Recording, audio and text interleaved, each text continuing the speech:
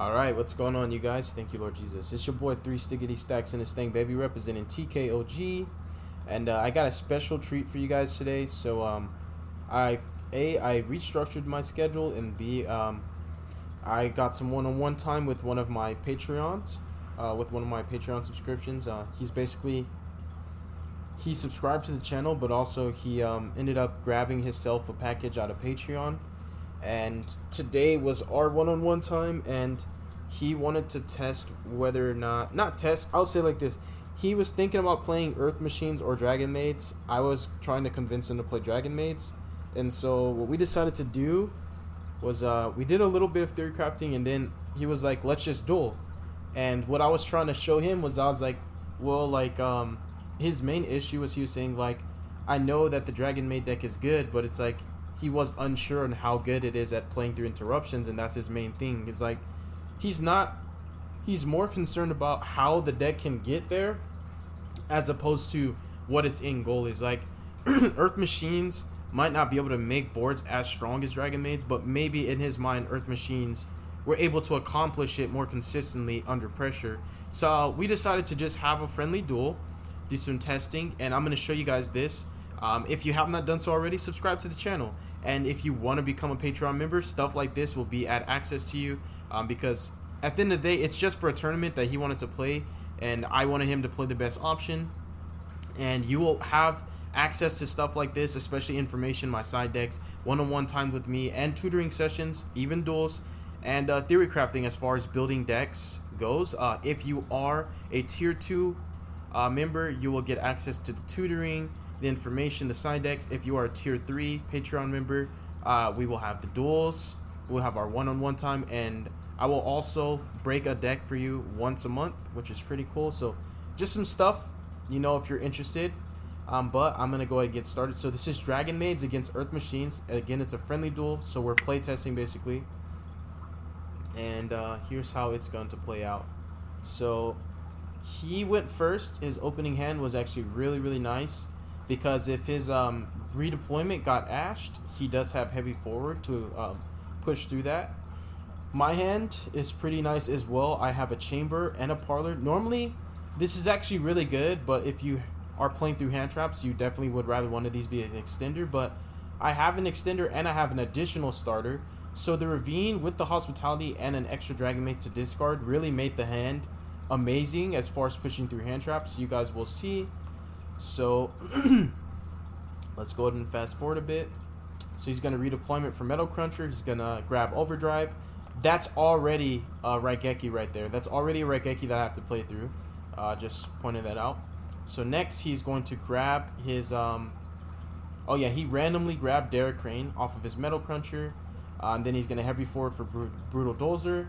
And next up, he's going to Brutal Dozer, Chain Block to play around the Ash Blossom, Derek Crane, get out his Trencher, make his River Stormer.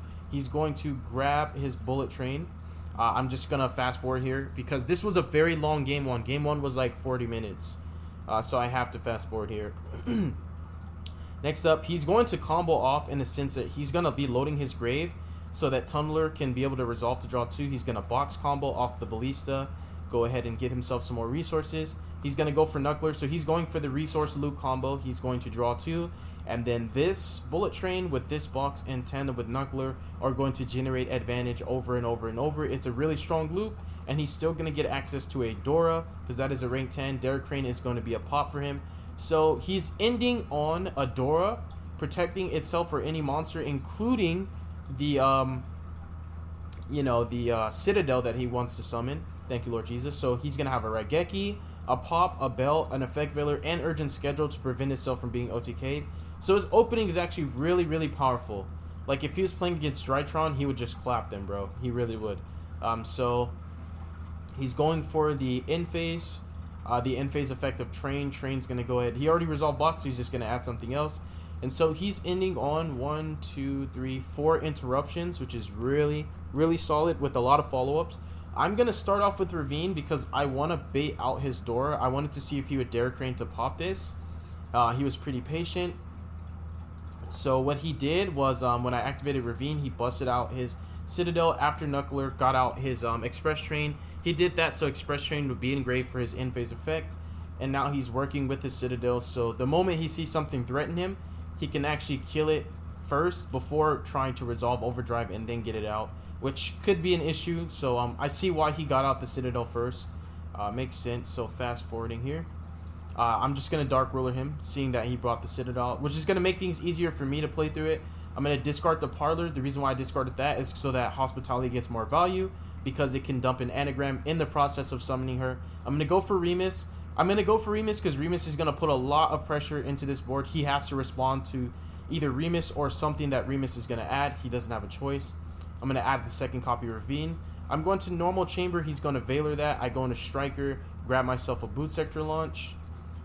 So that's already an interruption, and he was smart for Valoring the chamber because at the offset chance that I have a high level Dragon Maid, I could then just summon Shao and then he'd be in trouble. So I'm going to discard the launch since I have quick launch. I'm just going to discard Boot Sector launch for the Ravine that I added off Remus. I'm going to add Legatus. This is going to force another interruption. I'm going to activate Legatus, summon out Remus. He's going to go for Derek Crane here. He's going to detach for cost. So he's a smart man. He understands that he can still pay cost even though door is negated. So he ended up popping my Gay Derek. This is where it gets really nasty here because my extender, I got really excited when I saw that. I was like, I got through the Valor, I got through the Derek Crane. This Hospitality is about to be fat because I'm about to go in on this Parlor. And he says no. He ghost spells my Hospitality, which makes things very, very complicated for me because now I am working with bare bone resources. So from here, I'm just going to continue. I thought to myself, I was like, I know exactly what I'm going to do. So I'm actually going to grow for Glow. By the way, if you guys didn't know, this is my new Dragon Maid list, post-ban list. So this list is absolutely insane. It pushes through a mad amount of interruptions. I mean, just this alone is showing you guys. I got my the Derek Crane, the Valor, and the Bell out the way, and I'm still going. And you guys are going to see how far I was able to push through those interruptions. I'm going to grab Mistleton. Tribute, go for Mistleton, Gay Derek, and I'm going for full combo here. I added Nurse and discarded her because I'm going for Red MD off of this Atum. This is about to be a huge play right here. Nurse is going to bring back the Parlor that I wanted to get off of the Hospitality in the first place, which Bell denied. So I am completely circumventing all of the backlash that I would have received from lacking extenders basically, because when you think about it, if I didn't have the extenders, these cards would have actually denied me access to what I wanted. But since I had the extenders, the Ghost Bell ended up stopping something that ended up happening in the first place. Now, if he didn't have Ghost Bell, I obviously would have just summoned something different. Like, maybe then I would have just summoned Gay Dirk just to grab myself a Baby Rock and make a Crystal Wing. So if he didn't have the Ghost Bell, I would have had a Crystal Wing, you know. But it is what it is. I'm still going to end on a pretty decent board. I dump Changeover, bounce the Nurse, but he's going to Urgent Schedule first. Pretty smart, because just in case I end up having less monsters in him, or I summon Shao, he wants to resolve his Urgent Schedule. So I'm going to change over here, summon my Shao, go straight into battle phase. I have no anagrams because he bailed my Hospitality, otherwise I could bounce her and summon Lorper. I had a slight misplay. I was calculating a lot in my head, and I had a brain fart. In my mind, I was like, I need to attack Anger Knuckler first, and then attack over Citadel to play around Citadel. But I didn't do what I thought I was going to do. I actually Shao attack this, so because of that, I didn't want to waste my negate. Even though Citadel doesn't threaten Shao, it's the fact that I wanted to make Seal in my main phase 2, and that Citadel could come back and just ruin that for me, and I didn't want to waste my negate. So then I held off, because I wanted to kill his Anger Knuckler, because I did not want him to have Link fodder. Even though I would end on a Seal, I just wanted to use the Seal to play around what he was going to be adding to his hand, as opposed to what was already on his field. So that's something to keep in mind. He did let me do takesies, backsies. Even though we're testing, it's okay to do that. But I said, you know what, no, I'm going to stick with my mistake, because I actually want to see how far he's going to be able to go anyways. And on top of that, I was okay with it. I'm not playing to win. It's just testing. And yes, in testing, there is absolutely nothing wrong with taking plays back. In fact, I recommend that you do the takesies, backsies as often as you can, because it really is helpful. But I really wanted to show him how powerful my deck was, even when I misplayed. So I just kept the misplay.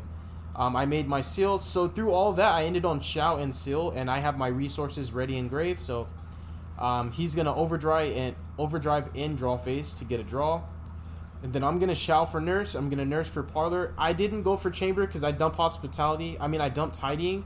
Just in case he threatens my Shao, I don't want to use my Shao to negate the card that threatens her. Instead, I'd rather him threaten her, let her die, and then Tidying to bring her back. That's why I actually use Parlor to dump the Tidying. So when I play my Dragon Maids, I'm a very heads-up kind of guy. I'm prepared for what's coming. I'm thinking ahead. I'm strategizing. I'm thinking about my next turn and this turn and my opponent's turn all at the same time. And I'm also thinking about what I want to do in battle phase. What do I want to bounce? When do I want to do it? And if it's worth it. I'm also even sometimes thinking, do I want to just let Shao die and summon a Chamber off and use Chamber in battle phase to bring the Shao back? When you play this deck, you have to do a lot of thinking and planning ahead while still thinking about what interruptions your opponent has. This is not a very easy deck to pilot, but it's very rewarding and gratifying when you are able to accomplish what you want to accomplish while still keeping in mind and playing conservatively around the things that you know threaten you. And also making the correct reads. Some plays are not as easy to telegraph as other plays are. So I honestly think this is a very, very, very skillful deck, and I love it. So I dump the Tidying. He's going to go off. And you guys are going to see that I'm going to let him get really far before I use any interruptions, because I have to use my interruptions on something that threatens me because I only have 2. I'm not going to waste them on denying him resources. So he did a really cool play there. He actually hard summoned Zeus by stacking the levels of Harvester and his level 10 to make them level 12s. And so he hard summoned Zeus, and what I thought to myself was, I see what he did there. He's really smart. He's really a good player. After playing him and seeing how he played, he's really smart. He hard summoned Zeus, and if I was just not paying attention to Dora, or if I didn't read it, I would have used Shao to negate the Zeus, and then he would have chained Dora to make the Zeus unaffected by other card effects. But I read the play, I saw what he was trying to do. I decided to, and this again shows you that it was really smart to send the Tidying and standby, because I had a feeling that he would threaten the Shao with a bait. He wouldn't threaten Shao with his main go-to play that he was going to use to OTK me. He would threaten the Shao with something on the way, and Zeus was definitely on the way because he still has a lot of plays to make here. So I'm just going to chain Seal so I can get value. He's going to chain Dora on itself, which means I can't bounce Dora, which also means that he's going to keep both of these bodies through the Zeus. Meanwhile, I'm going to lose my entire field. Separate chain, I have Seal. And because his Infinitrack Goliath went to the graveyard, it can actually attach itself to Zeus as a material. So that means that if I negate and destroy one of his cards that's not Zeus, Zeus gets a whole nother activation for his effect, which is pretty gnarly. I decide to summon Chamber here and off of my Seal. The reason why I do that, you guys, was it was another heads up play. Just in case he decides to pressure me in battle phase, I'm just going to use this Chamber to summon out my Shao, and then I'm going to hold off so that if he tries to do something to threaten me again, I can use Shao to negate, summon out a house, and I can still use Tidying to summon one of my Dragon Maids. And then because it got summoned off of Tidying, during the end phase, it'll get bounced, and House can actually dismantle one of his threats. So there was a lot of heads up here, and there was a lot of thinking. We were analyzing each other extremely well in this game. This was a great duel. He's actually going to summon Inner Blathanir here. I decide to activate Tidying. I'm going to fast forward, and I summon out Shao at the offset chance that he uses Inner Blathanir to banish the Shao. I could just chain Tidying to the Inner Blathanir and summon Shao, but the problem with that is that Inner Blathanir doesn't target and it would still resolve. So he could just detach and declare he's banishing from grave, which is totally fine, and I could chain Tidying and still summon the Shao. But what I wanted to do was get Shao onto the field so that I can A, protect myself from Inner Blathanir, and B, also remove a huge chunk of damage off of the field and get my House online, so that with House being online, I could actually utilize her even further in battle phase. So there's just a lot of thinking. His deck is very strong, and you can see he has a lot of haymakers on field right now. So he kills the Shao, he kills the Chamber with the Juggernaut Leap, just attacking them both. And then he's going to Inner Blathanir, and I need to shuffle my hand first. And he's going to hit my Nurse. And, yeah, he's going to go for his, I think it's Tunneler. That allows him to draw 2. So he has Nibiru. He doesn't only have Nibiru. He has Nibiru plus Impermanence. And on top of that, if anything dies, his Zeus will actually gain an additional material. So I have a lot to worry about here. So I'm going to go ahead and activate Hospitality. fast forwarding. I'm going to send the anagram from Parlor. He's going to let that resolve. I get tidying out. I'm going to summon Chamber. He's going to imperm that. Then I'm going to change over. And I'm going to enter battle phase, summon my anagram. I'm going to make sure I don't activate that in the zone that imperm is activated. Fast forwarding here, I'm going to summon myself a Shao, end with the tidying. So you guys can see there's a lot of back and forth here. I'm doing the best I can just to stay alive because honestly, he's put out so much pressure onto his field. I'm just basically just playing defensively. I really can't game shot him or anything. So I'm just making sure that I maintain a lot of stability here and keep field presence at all times. He's going to enter Vladimir. So as you guys can see, something else that I want to point out is I thought about using tidying in the standby phase to bounce either his Zeus, his Juggernaut Leap, or his Inner Vladimir, because I didn't want him to force my Shao out. But then when I thought about it, I was like, if he forces my Shao, it's okay because now when I use my tidying, I can not only bounce one of his threats, but I can use House as well to pop another one of his monsters. So that allowed me to clear his whole board. So on res, I'm going to tidying because the other thing I was scared of was if I negate and destroy one of his cards, his Zeus gets another material. So I really didn't want to have to negate the Inner Vladimir, but when I thought about it, I was like, I'll be okay because what happened was he activated Zeus and I chained tidying, targeting Chamber to bounce his Zeus. And then my house also gets to pop his Juggernaut Leap. So I was able to clear his entire field there, but he also got his Citadel out, and that's something else that I completely was negligent about because I had so much going through my mind. So you guys can clearly see that this really is a battle of intellect, more so because our decks have a lot of resources and are very, very able to grind for an extremely long time and easily can both OTK each other. So it is a battle of intellect and resource management at the same time. And one thing that I neglected to pay attention was his Citadel was engraved, and when I killed that Juggernaut Leap, it actually was an Earth Machine. So the only thing I could have done differently was actually use the tidying to bounce his Leap instead and use House to pop his Zeus. But he would have been able to chain Zeus to send my house to the graveyard, which means I'd be wide open for a direct attack. So I felt like no matter how I played it out, even if I played around Citadel, he would have had game, and you guys are going to see that very shortly.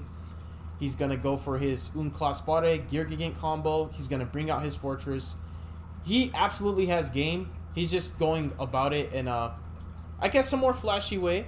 So he decides to go for Fortress. He not chains, but he protects his Fortress with Dingirsu. I mean his Citadel. And whites my field and goes for game. So that was game one. It was way longer, but I had to fast forward so that you guys can get it. But you guys saw all of that back and forth. You saw us easily trading blows back to back to back. Our decks are able to grind, so it's a really, really cool matchup. Oh yeah, his opening hand has technically 2 starters because he really can't commit to both Metal Cruncher and Harvester in the same turn. So he's going to have to pick one or the other and still resolve heavy forwards, so that can be Brutal Dozer. So let's say I impermed, his Harvester, he could go for the Brutal Dozer, which is what he was more than likely going to search anyways. So his hand can play through a hand trap, and he has 2 hand traps. My opening hand was pretty weird. I had Ravine, Tempest, Tracer, Red MD, and Droplets. I mean, it works, but up against 2 or more interruptions, it's going to be pretty difficult to end on anything. He decides to Ash the Ravine. I normal Tracer, grab my launch. I summon my Red MD. He imperms it, and then I realize I cannot really go any further. So I actually decide to pass it back to him with the Droplets. And I'm just going to have to play defensively for a bit and time my Droplets right. So I'm going to have to let him play Solitaire because I cannot Droplets too early, otherwise I will die. So I have to Droplets when I feel it threatens me. So I Droplets here because I need to stop this Brutal Dozer. I cannot afford him resolving the Brutal Dozer, and I also cannot afford him summoning a rank 9 because that rank 9 would force my Droplets out anyways. You guys have to think about that. If I don't Droplets here, Anko Drill can easily just make these into an Inner Blathanir. He can Inner Blathanir and it doesn't target, but he would go for my back row and he'd force the Droplets. And have a monster also that he could stack a Zeus on top of because it is an XYZ. So yeah, I had to Droplets here. I really didn't have a choice. So I Droplets both of those. He's going to go for a double Goliath into a Ballista. He's going to go for the box combo, add himself a Tunneler, tribute that to summon the Tunneler. and he's going to go in and draw 2. Now what he needs is to draw into an extender, or he cannot go any further. So we're going to see if he draws that extender. No, he draws 2 more hand traps. So you guys are also going to see something pretty cool. He is going to be forced to use all 3 of these hand traps on me, and I'm going to play through all 3 of them with a red MD, an Armogram, and a Tempest Engrave. You guys are also going to see something really cool that most people probably would have overlooked, but it's going to be a really, really awesome play that just showcases how strong these engines are inside of a DRAGONMAID deck. So I'm going to fast forward. I red MD for Tracer. I go for some damage first because I know he plays a lot of hand traps, and I was basically banking on, do I want to play through Ashen Veiler? Do I want to play through Ashen Veiler and not play into Gamma, or do I want to just play into Gamma and only have to play through the Gamma? So I decided to actually go for the damage. I knew that I'd be wide open for a Gamma if I went for damage, but it's better than trying to combo in main phase 1 and getting hand trapped multiple times and then losing out on my opportunity for damage and then still having to play into Gamma in main phase 2. So I definitely made the correct play there. I went for my damage first. And then I decide to combo in main phase 2, knowing that he could have a Gamma. He ashes my Romulus. Then I do a super cool play that makes Armogram look even stronger. I actually use Armogram to banish Tempest and Tracer from the grave. And I actually summon Armogram and trigger Tempest to search Parlor, which gives me a starter and a normal summon because I didn't have either one of those for this starting turn. So I've already forced out his Ash. I'm in a normal Parlor Sin changeover. He's going to DD Crow that. Then I'm going to make a Seal. Then he's going to Nibiru me.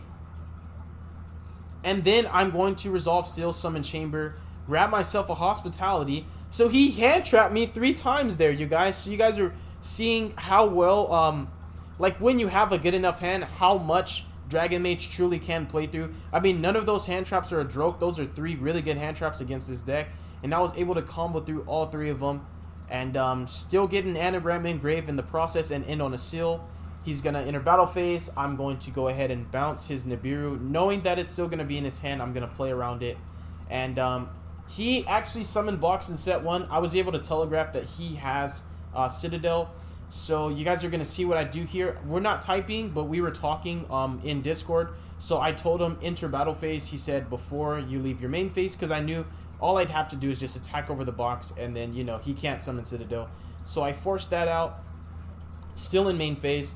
And then I do something that I didn't necessarily want to do, because this was another extender, and it also forces me to play deeper into Nibiru territory, but I had to, because I did not want to lose any more resources to the Citadel than I already had. So I just decided to Armogram to force the Citadel. Now that also show you guys, Armogram got me a starter last turn, and now Armogram is forcing out Citadel. If this was a Zeus, Armogram also would have forced the Zeus out. So this is a very powerful card, and it is going to come out of your grave every turn just like Tempest. I love it. I'm not taking it out anymore. So I forced the Citadel out. Then I'm going to just... I'm solely coming back in this duel riding off of the Hospitality because I cannot activate this Nocto Vision. Otherwise, it will be my 5th summon, and I know he has Nibiru because I gave it back to him with Seal. So I'm going to go Parlor, dump Titan, go for Chamber. So keep in mind that my first summon for turn was Armogram, and my 4th summon was Chamber, even though some people would have been like, oh, Nocto. I thought about it, and I was like, yeah, it's just not worth it, because then I can't do anything at all. So from here, I decided to grab a changeover. This is another reason why it's very nice to play 2. Most people play 1, and they will argue, saying that 1 is all you need, and I would have lost this duel if I didn't play the second one. So I'm going to grab my changeover, and I'm going to use this Nocto to make myself a Shao, and he's just going to concede from there because he knows he can't go any further. And he actually ended up having to leave because this duel was actually well over an hour. It was like an hour and a half duel. We only got to game 2, but yeah, just showcasing some playtesting here, and you guys got to see just how powerful Urk Machine really is, because honestly, they gave me a run for my money in game 1. And game 2, I was riding solely off the back of him not drawing any more extenders. So it was really risky. It panned out to my advantage because he draw hand traps instead of extenders, and that got to showcase DRAGONMAID's potential at playing through interruptions, while also showing how well this deck can come back off of 1 card with your graveyard setup. So yeah, you guys, that is all I have for you in this video. Hopefully you enjoyed this duel. It's more so a showcase of comparing Earth Machines versus DRAGONMAIDs, because I was trying to convince him to play DRAGONMAIDs, he was convinced that he wanted to play it, but he still wanted to play Earth Machine because he knew that he had to test Dragon Maids more. So after this, I just showed him my list, my main side and extra, and then, you know, we got off the phone after that. So this is going to end the video. God bless you guys. Make good choices. Don't hurt your brain cells. Stay tuned for future content. Y'all be safe and have a beautiful day. Peace.